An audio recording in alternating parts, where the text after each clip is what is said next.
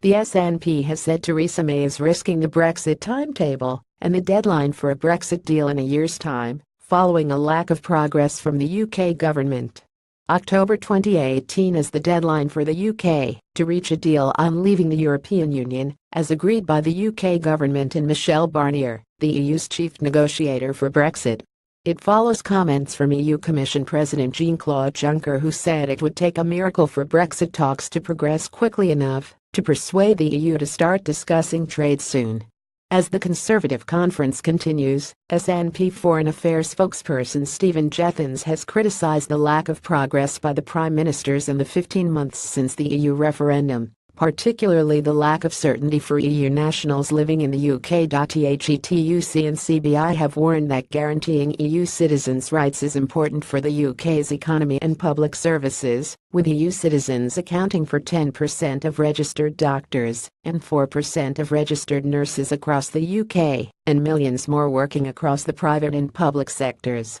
Last month, figures from the Office of National Statistics (UNS) revealed that net migration of EU citizens fell 51,000 in the year to March 2017, as a result of a surge in EU nationals leaving the UK and fewer coming to live and work in the UK following the EU referendum.